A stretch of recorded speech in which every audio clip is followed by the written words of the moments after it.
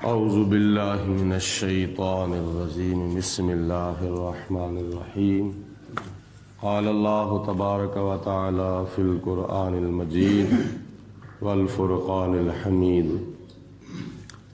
سورۃ یونس کی آیت نمبر 34 ہے، جس میں اللہ پاک کی ذات بابرکات نے پھر اپنے پیارے رسول کے ذریعے مشرکوں سے سوال کیا ہے۔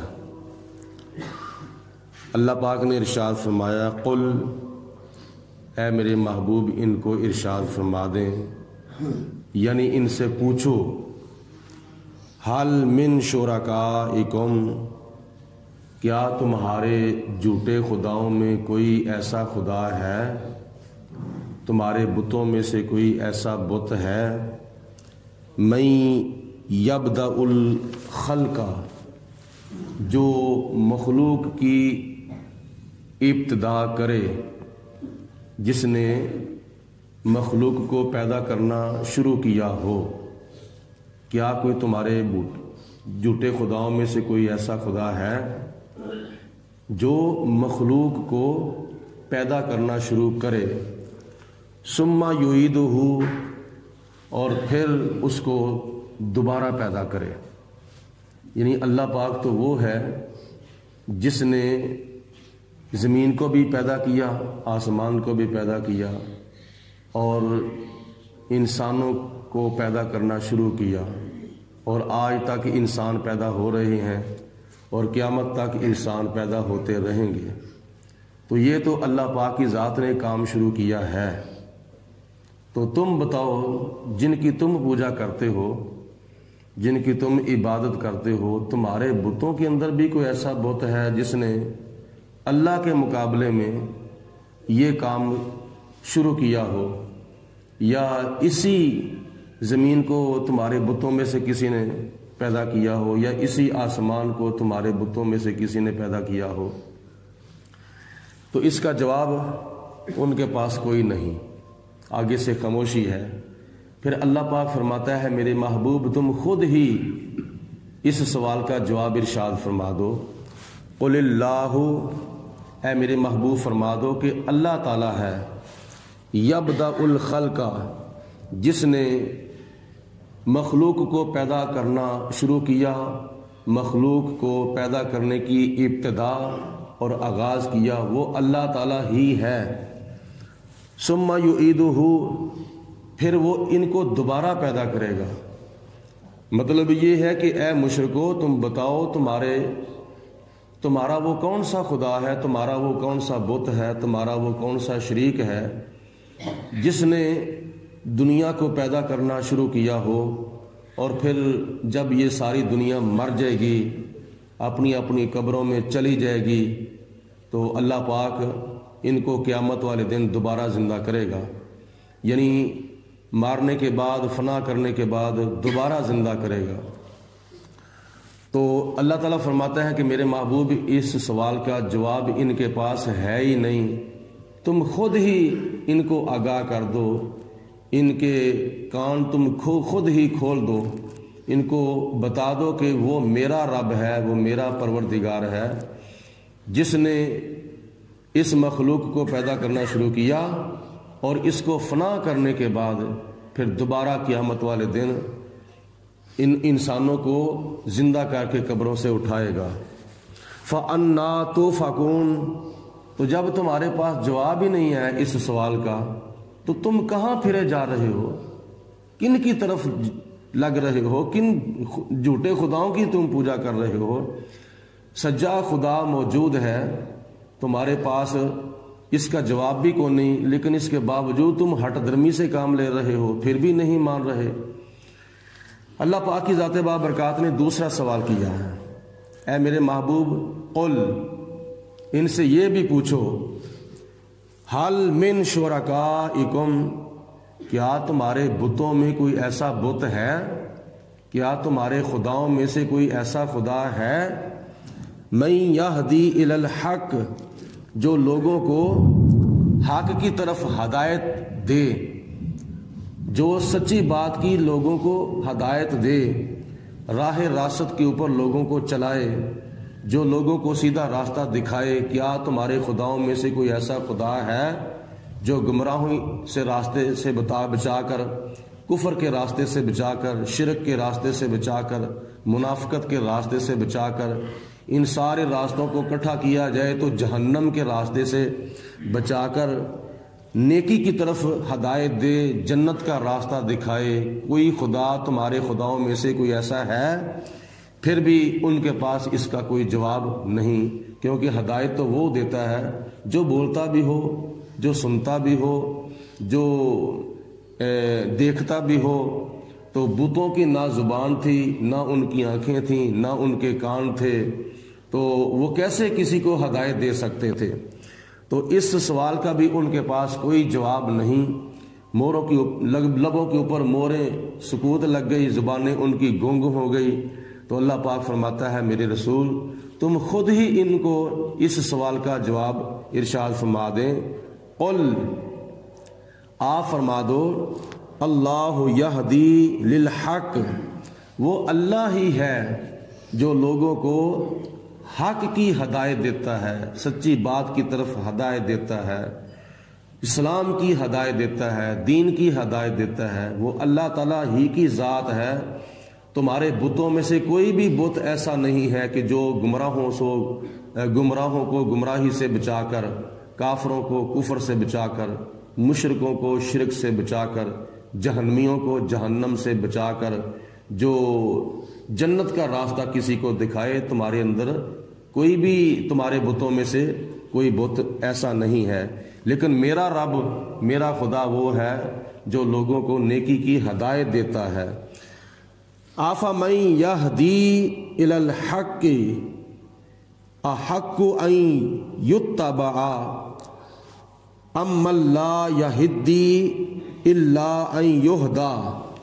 اور مجھے یہ بتاؤ کہ پیروی کرانے کا، فرما برداری کرانے کا وہ زیادہ حقدار ہے جو لوگوں کو نیکی کی ہدایت دیتا ہے، یا وہ زیادہ حقدار ہے پیروی کرانے کا کہ جس نے اوروں کو ہدایت دینا تو درکنار وہ خود بھی ہدایت پر نہیں چل سکتا؟ یعنی بتوں کا یہ حال ہے کہ ان کو جتنی دیر تک دھوپ سے اٹھا کر چھاؤں میں خود بخود نہیں رکھا جاتا وہ خود بخود نہیں آ سکتا، یا بارش اگر پڑ رہی ہو تو اپنے آپ کو بارش سے بچا کر وہ خود کسی سائے کے نیچے، کسی چھت کے نیچے نہیں آ سکتا۔ یہ بتوں کا حال ہے، حالانکہ جس نے پیدا کیا ہے اس کا ساری کائنات سے افضل ہونا ضروری ہے، یعنی جس کی پوجا کی جا رہی ہے اس کا پوجا کرنے والوں سے افضل ہونا ضروری ہے۔ تو یہ کون سی پرستش اور کون سی عبادت ہے کہ پہلے وہ کافر لوگ، مشرک لوگ خود اپنے بتوں کو گھڑتے ہیں، بناتے ہیں، پتھروں سے تراشتے ہیں، لکڑی کے بت بناتے ہیں، لوہے کے بت بناتے ہیں، پتل کے بت بناتے ہیں، چاندی کے بت بناتے ہیں، سونے کے بت بناتے ہیں، مٹی کے بت بناتے ہیں۔ تو خود بنا کر پھر خود ہی ان کی پوجا کرتے ہیں۔ بنانے والا ہے جو وہ تو افضل ہوتا ہے، اور جو بننے والا ہوتا ہے وہ افضل نہیں ہوتا۔ جیسے خدا نے ہمیں بنایا ہے، ہم خدا سے افضل نہیں ہیں، اللہ ہم سے افضل ہے، اللہ ہم سے اعلیٰ ہے، اللہ ہمارا خالق ہے، مالک ہے، رازق ہے، ہمارا وارث ہے۔ تو یہ کیسی ان کی عقل تھی کہ کیا نام ہے، خود بتوں سے افضل ہونے کے باوجود وہ بتوں کی پوجا کرتے تھے، اور ان کے بت ان کو ہدایت کیا دیتے؟ وہ تو خود بھی کیا نام ہے ایک جگہ سے چل کر دوسری جگہ پر نہیں جا سکتے تھے۔ یہ ان کی عقل تھی اور یہ ان کا فہم تھا۔ تو اللہ فرماتا ہے کہ اے میرے محبوب علیہ السلام، ان سے پوچھو کہ فرما برداری کا کون حقدار زیادہ ہے، فرما برداری کا اور تابع داری کا اور پیروی کرانے کا حقدار کون ہے؟ یہ بت زیادہ حقدار ہیں یا جس نے ساری کائنات کو پیدا کیا ہے، جس نے ساری کائنات کو تخلیق کیا ہے؟ تو اس کا بھی جواب ان کے پاس کوئی نہیں ہے۔ تو اللہ فرماتا ہے فما لکم، اور تمہیں کیا ہو گیا ہے؟ تمہاری عقل اتنی بھی کام نہیں کرتی؟ تمہارا فہم اتنا بھی کام نہیں کرتا؟ فما لکم تمہیں کیا ہو گیا ہے؟ کیف تحکمون کتنا غلط تم فیصلہ کرتے ہو، کتنا نامناسب تم فیصلہ کرتے ہو۔ وما یتبع اکثرہم الا ظنا، اور ان مشرکوں میں سے اکثر مشرک ایسے تھے، ان کی اکثریت ایسی تھی، وہ صرف اور صرف اپنے گمان اور اپنے خیال اور اپنے وہم کی پیروی کرتے تھے۔ یعنی وہ کہتے تھے کہ ہمارے آباء و اجداد، ہمارے بڑے جو ہیں وہ بتوں کی پوجا کرتے تھے، تو وہ سچے تھے تو تبھی کرتے تھے۔ تو یہ اپنے بڑوں کی تقلید کرتے ہوئے، اپنے بڑوں کی پیروی کرتے ہوئے اسی گمان میں وہ بتوں کی پوجا کرتے تھے۔ تو ان کا یہ جو دین تھا صرف اور صرف ایک وہم والا، ایک گمان والا، ایک خیال والا دین تھا، ان کے دین کی کوئی حقیقت نہیں تھی۔ تو ان کی اکثریت جو تھی وہ اس خیال کی پیروی کرتی تھی کہ جو خیال ان کے دل میں آ جاتا تھا۔ تو جو ان کے دلوں میں خیال آتے تھے ان میں سے ایک خیال یہ بھی تھا کہ یہ جو ہم بتوں کی پوجا کر رہے ہیں، یہ ہمارے بڑے بتوں کی پوجا کرتے تھے تو وہ سچے تھے تو تبھی کرتے تھے نا، یعنی ان کو شک تھا، پتہ نہیں یہ بت کیا نام ہے سچے ہیں یا جھوٹے ہیں، ان کی پوجا کرنی جائز ہے یا ناجائز ہے۔ تو پھر وہ خیال کرتے تھے کہ چلو ہمارے بڑے بھی تو کرتے رہے ہیں نا، تو وہ سچے تھے تو کرتے تھے، یعنی ان کا یقین نہیں تھا، پھر بھی شکوک و شبہات میں وہ اپنے بتوں کی پوجا کرتے تھے۔ ان الظن لا یغنی من الحق شیئا، بے شک گمان حق کا فائدہ نہیں دیتا۔ کی پوجا کرتے تھے۔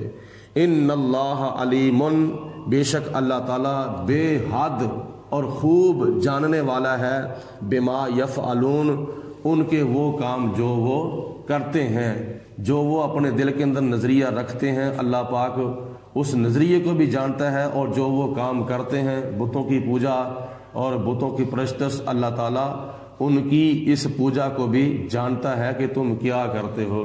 تو ان آیات بینات کے اندر اللہ پاک نے اپنے پیارے محبوب دانائے غیوب، طالب و مطلوب جناب محمد الرسول اللہ صلی اللہ علیہ وسلم کے ذریعے سے ان مشرکوں اور ان کافروں سے چند سوالات کیے ہیں، جن میں سے ایک سوال کا بھی جواب ان کے پاس نہیں تھا، تو پھر بھی وہ ہٹ دھرمی سے کام لیتے رہے۔ بندہ لاجواب ہو جائے نا تو اس کو مان جانا چاہیے، لیکن لاجواب ہونے کے باوجود کیا نام ہے نہ ماننا، یہ ضد بازی ہے، یہ ہٹ درمی ہے اور یہ بے انصافی ہے۔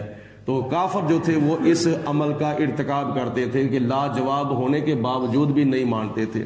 جیسے قرآن پاک میں کئی مناظرے آئے ہیں اللہ تعالیٰ کے نبیوں کے کافروں کے ساتھ، ان میں سے ایک مناظرہ یہ بھی ہے کہ جناب ابراہیم علیہ السلام نمرود کے دربار میں چلے گئے، تو ایک سوال ہوا، اس کا کوئی جواب نہیں تھا۔ یعنی ابراہیم علیہ السلام نے فرمایا کہ اے نمرود بتا تو کیسے خدا ہے؟ میرا رب تو وہ ہے جو زندہ بھی کرتا ہے اور مارتا بھی ہے۔ تو اس نے اس کا جواب دینے کی بجائے اپنی ہٹ درمی پر عمل کرتے ہوئے کہا کہ میں بھی یہ کام کر سکتا ہوں۔ اور تو کیسے یہ کام کر سکتا ہے؟ اس نے جیل سے 2 قیدی منگوائے، جس نے رہا ہونا تھا اس کو پھانسی چڑھا دیا، اور جس نے پھانسی چڑھنا تھا اس کو رہا کر دیا۔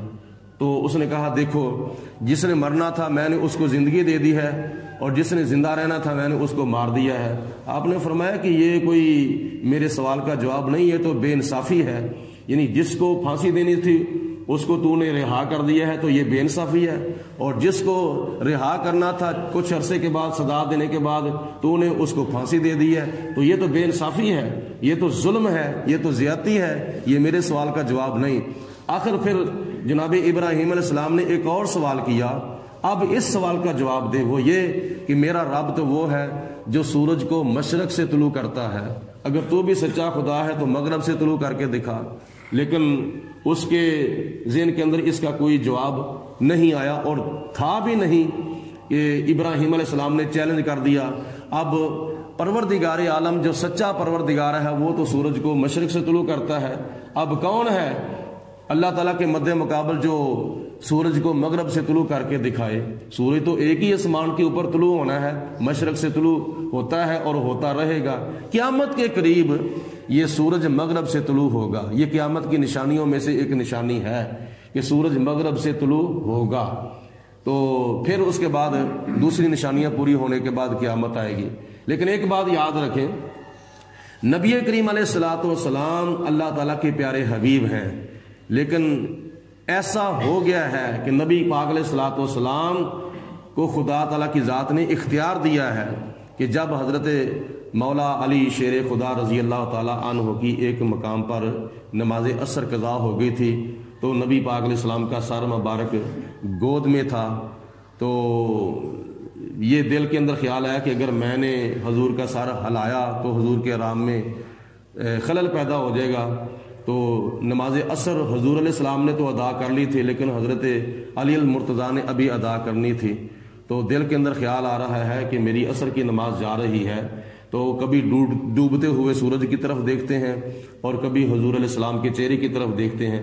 आखिरकार फैसला ये किया कि चलो नमाज बाद में भी कज़ा कर लेंगे, लेकिन हजूर के आराम में खलल नहीं आना चाहिए। नमाजें गर कज़ा हों फिर अदा हों, निगाहों की कज़ाएं कब अदा हों। देखा कि सूरज गुरूब हो गया है। जनाब मौला अली शेर खुदा की आंखों से आंसू आ गए। चेहरा वद्दुहा के ऊपर जब गिरे तो हुजूर बेदार हुए। फरमाया, अली क्यों रोए हो, किस चीज़ ने रुलाया है? अर्ज़ की, या रसूल अल्लाह, मेरी असर की नमाज फौत होगी है, मेरी असर की नमाज कज़ा होगी है। तो हुजूर अलैहिस्सलाम ने फरमाया कि ए अली, तुम नमाज असर अदा करना चाहते हो या कज़ा पढ़ना चाहते हो? अर्ज़ की, या रसूल अल्लाह, अगरचे कज़ा भी हो जाती है, लेकिन जो मज़ा, जो सुरूर और जो सवाब अजर अदा में है वो कज़ा नहीं। मैं नमाज कज़ा नहीं करना चाहता, मैं तो नमाज अदा करना चाहता हूँ। तो नबी पाक अलैहिस्सलातु वस्सलाम ने डूबे हुए सूरज को अपनी उंगली का इशारा किया तो सूरज वापस असर के ऊपर आ गया था।